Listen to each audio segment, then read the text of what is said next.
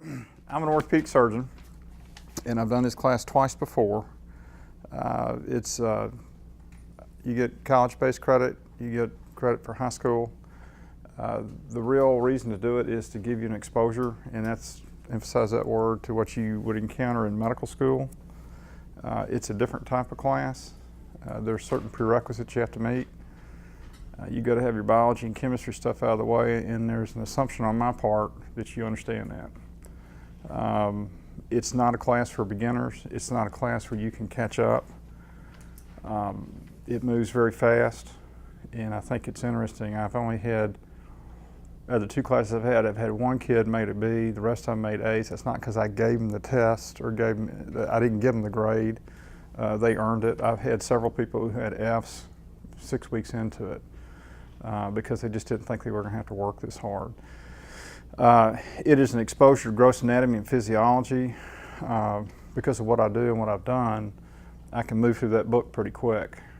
And you know, the way I teach the class, it's 3 days of lecture a week, usually.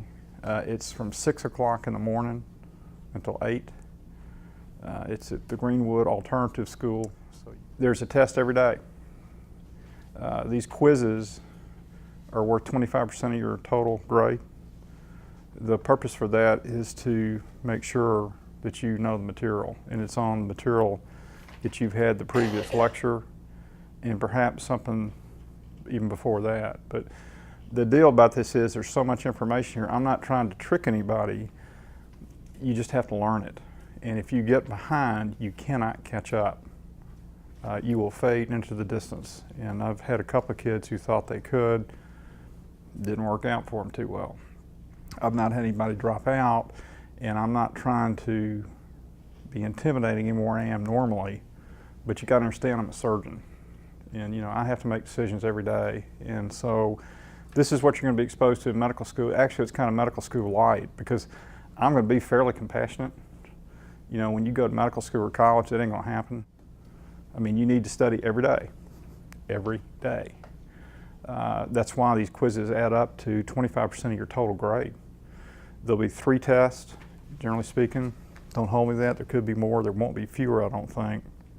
That's another 40% or thereabouts of your grade. There will be lab sessions. Now, that has to go around my schedule, and typically when we do these labs are on Saturdays. Now, I may do them sometime during the week at night. That's a possibility. But it has to be around my schedule, and you've got to commit to do this. There'll be a total of probably 4 or 5 labs. 2 of those labs will include giving you exposure to dissecting a human arm and a human leg. And if you're squeamish, I mean, it's a good time to find out before you go to medical school that you don't like dealing with body parts. So that's nice. We do that at the surgery center. Each kid will either come to the surgery center one day out of the semester to either follow me or one of my partners in the operating room for a day, so you can see what's going on in the operating room. Again, a brief exposure, but you're not going to get that from anybody else. And even in medical school, you're so far to the back you won't see anything that's going on. So I think that's of value. Obviously, this has a surgical anatomical bent because that's what I do. There is a lot of physiology, which, believe it or not, I really do know a lot of that too. So it's interesting stuff. If you've had some kind of gross anatomy course, physiology in high school, this will certainly complement it. It'll go a little bit deeper in a lot of things. You'll get a lot of clinical application, which is what I have to do every day. So for somebody who's been practicing almost 30 years, it's a pretty valuable experience, I think, but it's not easy. Do not take this course for an A. I don't grade inflate. If you get an F, you get an F. If you get an A, you get an A. Good for you. I mean, one year I had an oral exam for the final, and that was something. And then the last written final we had, I think it was 800 and something questions. It was 36 pages long. I like writing tests. So if you think you're going to get out, it's not going to be too bad. I mean, they didn't believe me. I brought the test. It looked like a phone book. I like diagrams. I like you to know the anatomy. And this is what's called taxonomy 1. which is either you know it or you don't. That's the other thing. You need to learn how to take notes. I try and go by the book as much as I can. I will tell you stuff you need to know. If I say this is important, you need to know it, you need to know it. I'm not trying to trick you. I don't ask stuff that's in the chapter that I haven't really talked about, but I may and will ask stuff on things that aren't in the chapter that I do talk about. Okay, you can't miss class. You can't be late. I will lock you out. You know, the only person that can be late to class is me.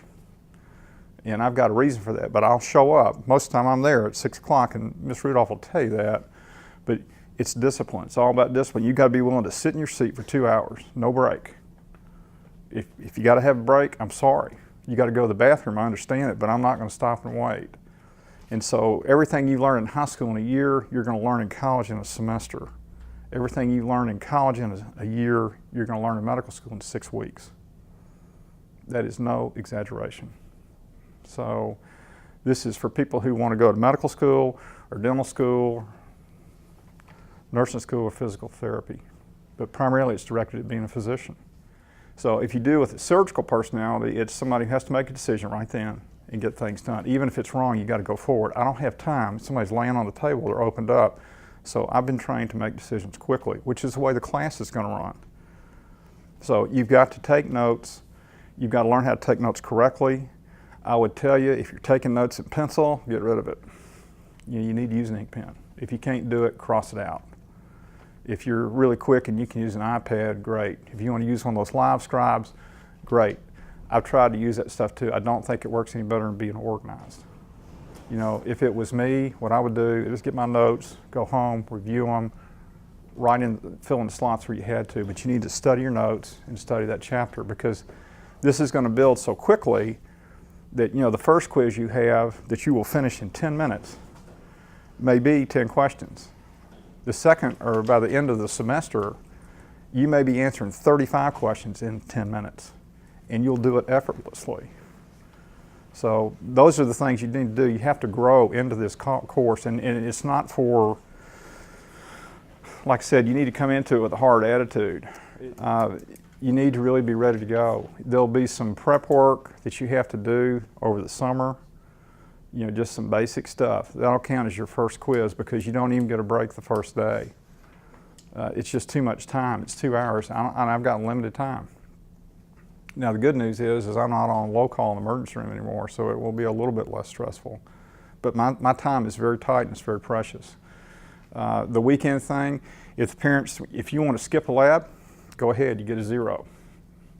I mean, if you got band, which was a conflict before, or other activities, this has got to take precedence. If you get a 0, that's probably 10% of your grade you're going to take a 0 on. You know, I won't make any exceptions on that. If I'm going to spend my time doing this, and believe me, I'm busy. You know, I see 50 or 60 patients a day. I do 40 or 50 operations a month. I'm taking this out of my schedule, which is why it's 6 o'clock in the morning. There's no negotiating on that either. That's the only free time I have during the day. I expect you to calculate your own grades. It's pretty easy. I'll give you a simple formula. You should know what your grade point is, your grade average is in the class within 1/2 point at any time. And you need to be able to figure what have I got to do on this test to do better? Because that's college, and it certainly is medical school. It's just too much material, and it will give you a very good taste in terms of, are you really wanting to do this? Because if you're looking for money to get rich to be a doctor, probably ain't gonna happen. You know, you can make money a lot of easier ways, many easier ways with a lot less school. I didn't finish school until I was 31. You know, I mean, I've got a big office, I got a big practice, but I'm an old geezer. You know, I'm 60. And I have built this practice for 30 years. Medicine is really going to change.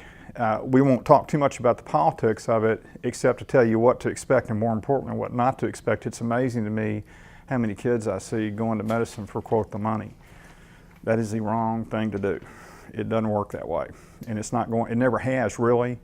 If you don't like what you're doing, if you don't have a passion about it, you'll be probably the world's worst doctor, because it's just too hard to work. You've got to want to read. And you need to read recreationally for 2 reasons. One, it'll increase your knowledge base. And the second thing is, If you don't have good reading speed, reading comprehension, you're in deep trouble. So that's true of this course, it's true of college, it's certainly true of medical school. The other thing is when you get into a residency, which is what you do postgraduate work, and nobody goes out from medical school and practices medicine anymore, it's even more compressed. You know, when you're a resident, not only are you having to do all the work you did in a year of medical school in 6 weeks, it's that deal again, but now you're sleep deprived. You know, you got to take care of patients. You got to do your studying when you can. And you may be married at that point, you may have kids at that point.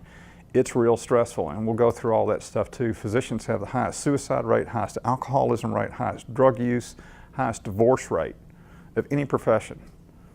So all that aside, it's really a lot of fun. I mean, I've enjoyed it. And I'm still married to the same lady, which, you know, it's not my, it's her credit, not mine. I mean, she's been very understanding. But it's a great deal, a great profession to get into, but you got to be serious about it. And I think it's helped. A lot of the kids that I've seen, you know, they have decided to go on to go to medical school or graduate school in science, or they've decided, you know, Dr. Beazley, this has been a lot of fun, but, you know, I really don't think I want to do this. And that's not bad. If you can make that decision early on, good for you. If you're going to be a physician, you're going to be an oddball out with your peers, because what you're going to have to do is to settle into a practice and become a cornerstone in a community. And by that, people depend on you. I mean, one of the nice things about being a physician in Clarksville is everybody knows who I am. One of the really bad things about being a doctor in Clarksville is everybody knows who I am. You know, I mean, I don't have a problem getting things done, but, you know, it's like, you know, you'll be amazed, and it's a big responsibility to carry, and I'll talk about that as time goes on too, because it's a lot of pressure. It's pressure on you and your kids and your wife, all that stuff, husband. So that's kind of what the gist of the course is. You know, I'll tell you what you're doing at half term. If you need to know in between times, you can do that. If you're really falling off and struggling, you've got 2 choices within about 3 weeks. You can drop the course, or you can knuckle under and go, you know, and get it done. I've not had anybody drop out yet. And I think most of them have enjoyed it. It's amazing how the other 2 classes I've had, how many of these kids I keep in contact with. They'll come up and find me. I don't recognize them after 3 or 4 years because the guys have all got beards and the girls look different. But, you know, it really is, it's pretty nice. I think they would tell you that it's been a great value for them, even if they didn't go into medicine or nursing or therapy or whatever. But, you know, my prejudice here, my bias is towards being a physician. I'm not going to make any bones about that. I don't want to hear anything about, well, I want to be a nurse, I want to do this. I'm talking about if you want to be a doctor. I will do everything I can to help you, but I expect you to perform academically. There are no curves, 0 curves. There are no curves on any test. If you make a 40, good for you. If you make 100, good for you.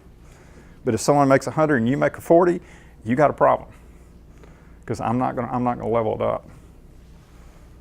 So that's probably different from what you guys are used to.